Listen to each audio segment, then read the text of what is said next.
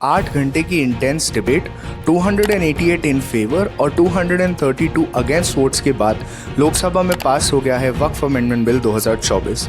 वक्फ क्या होता है, इस बिल में क्या चेंजेस आए हैं और इसके पीछे की कंट्रोवर्सी क्या है, let's no in this read. सबसे पहले तो वक्फ एक ऐसी चैरिटेबल एंडाउमेंट है जो इस्लामिक लॉ में दी जाती है। एक बार किसी प्रॉपर्टी को वक्फ डिक्लेयर कर दिया गया तो उसके बाद इस डिक्लेरेशन को वापस नहीं लिया जा सकता। वक्फ बोर्ड इसका मैनेजर होता है। वक्फ बोर्ड वक्फ की प्रॉपर्टीज का ध्यान रखता है। In India, after the railways in the Indian army, Waqf board is the third largest owner of public property. इस बिल से क्या चेंजेस आए हैं? सबसे पहले तो जितने भी वक्फ के प्रॉपर्टीज हैं इनकी मैंडेटरी रजिस्ट्रेशन कराई जाएगी डिस्ट्रिक्ट कलेक्टर्स के साथ। दूसरा, before a property is declared a Waqf property, women, जिसमें डिवोर्स्ड विमेन और विडोज इंक्लूडेड हैं, और ऑर्फन्स, इनको अपनी इनहेरिटेंस देने का प्रॉमिस किया गया है। थर्डली, वक्फ बोर्ड्स की नई कॉम्पोजिशन इस बिल में बताई गई है, जिसमें इलेक्टेड मेंबर्स आएंगे फुल गवर्नमेंट नॉमिनेशंस के बाद।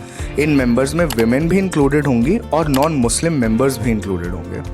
चौथा, वक्फ प्रॉपर्टी का सारा डेटा डिजिटाइज किया जाएगा और एक पोर्टल बनाया जाएगा।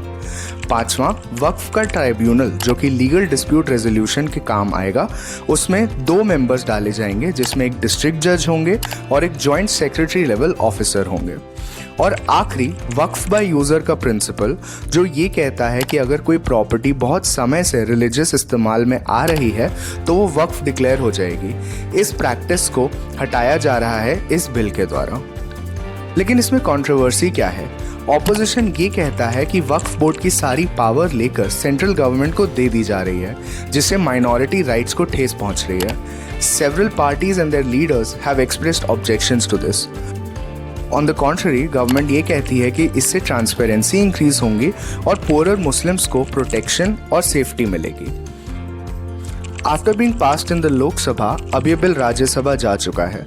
अगर ये लॉ बन जाएगा तो इन चेंजेस को इम्प्लीमेंट किया जाएगा। आपको क्या लगता है, क्या ये लॉ सही है या फिर ये माइनॉरिटी राइट्स को अंडरमाइन करता है? Let us know in the comments below.